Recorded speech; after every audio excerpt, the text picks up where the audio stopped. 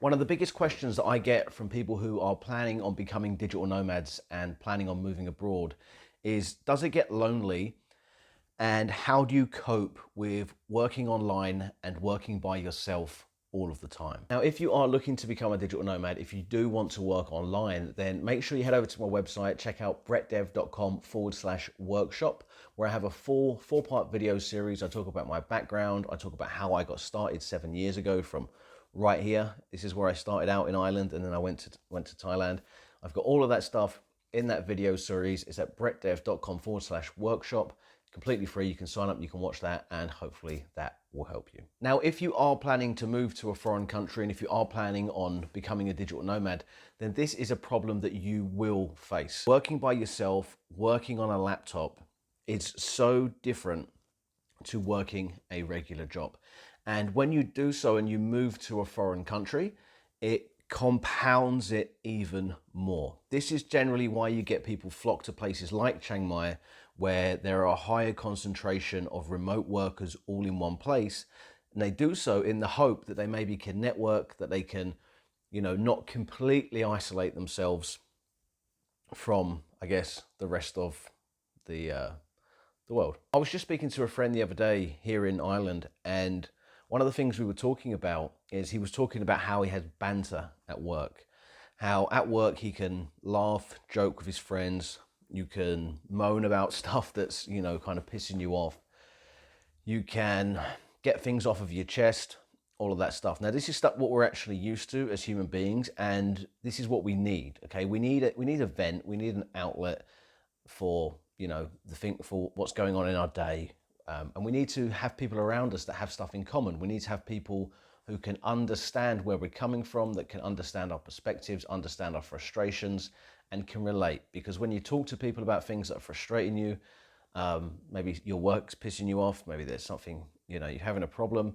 When you talk to people about stuff like that, it's good for your mental health. Okay, it balances you out.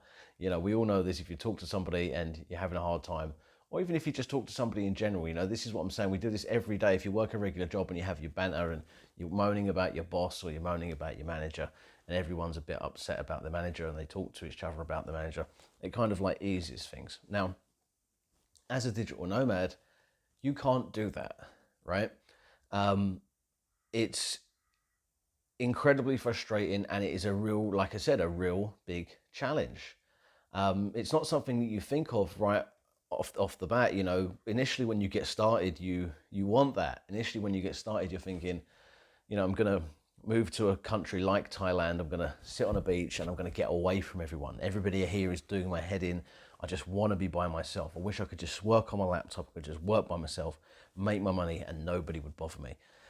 That's what you think at the start, okay? But as time goes on, you really do need people to talk to. And one of the biggest challenges comes with, not only do you need people to talk to, but you'll find it incredibly difficult, depending on what you're doing, to make your money or to earn your living, or, doing your job.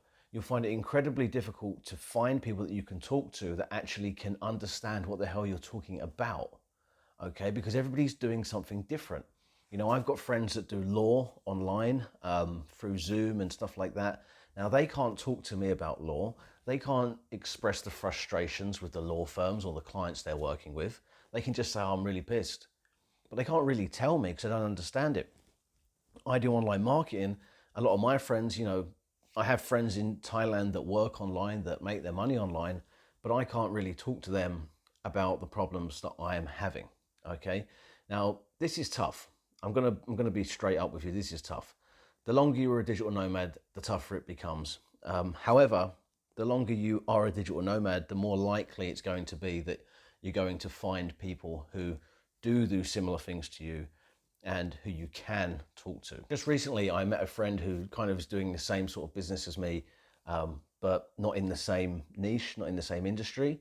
And that's been really, really good for me, because for the past 7 years, I've got, like I said, a lot of friends that work online, but I've got friends that are programmers, people do all sorts of things, law, like I said, but I've never actually met hardly any people in Chiang Mai who can actually relate to the specific frustrations that I have, that are going through the same things that I'm going through, that are building the same type of business that I am building.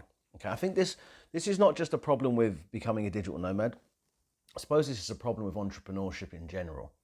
Okay, if you're an entrepreneur, if you're going out there to do your own thing, a lot of people won't understand you. People aren't used to that sort of mentality. You know, I would say you're probably in the top 2-3% of people in the world if that is what you want to, if that's what you want to do. Most people are just going to get a regular job.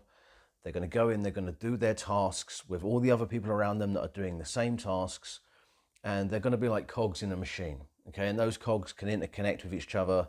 They can converse with each other. They can, vent with each other. They can relate. Now, it is lonely as a digital nomad, and you will have to face this challenge if you go out there and decide to become an entrepreneur.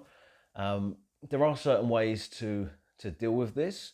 Now, one thing I would suggest people do is to, try and join communities, try and network with as many people as you can, but do so in a productive setting, right? It's going to take you ages. You're going to have to network with loads of people until you find people that you click with.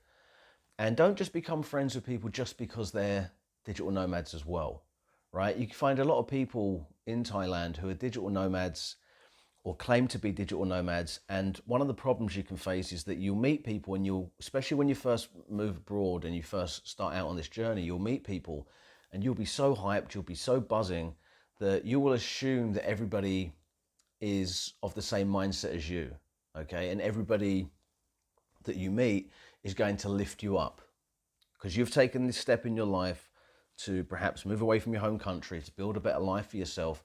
And when you see other people in the destination that you arrive at, you make the assumption that that just by the virtue of them being there, they're going to lift you up. Oftentimes, this isn't the case. A lot of people you'll meet, say in co-working spaces, you'll be friends with for 5-6 months, and all of a sudden they'll disappear. Or you'll become friends with people and they'll drag you out to the bar, they'll drag you out to the club. They treat what they're doing like it's a holiday, whilst you're treating it like you're trying to become an entrepreneur, trying to become a full-time digital nomad. And just because they're there, that doesn't mean they're going to lift you up. Oftentimes, 9 out of 10 people that you do meet abroad will actually drag you down. So you have to be very, very selective with who you associate with, who you hang around with. I generally don't hang around or hang out with foreigners in Thailand who have not been there for very long. Okay, if they've not been there very long, because 9 out of 10 people, they come there, they have no focus. They're just there to spend their savings and to have a holiday and a piss up, pretty much.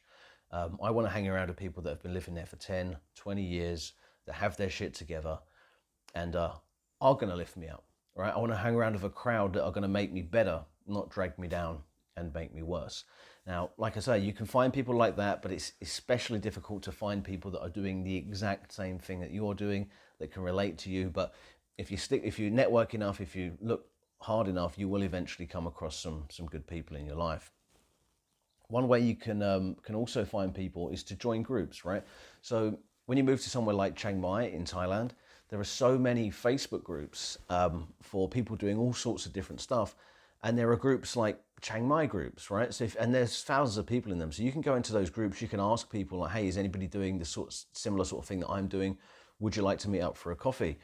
And where everybody's there, they're kind of on their own, and they're dealing with this problem as well, right? This is not just going to be you. This is everyone that's living there has this sort of same problem. Ask people if they'll meet up with you for a coffee. Even if you don't know them, it doesn't matter. Just say, hey, we do the same stuff. Would you like to meet for a coffee? People, when they go to foreign countries, they're very, very friendly. People are much more open to doing that kind of thing than they would be back in their home country. And you can find some great friends that way. I hope you like this video, guys. If you have any questions, then leave them down in the description. Let me know what else you'd like me to make. That's all for today, and I will see you in the next one. Goodbye for now. Cheers.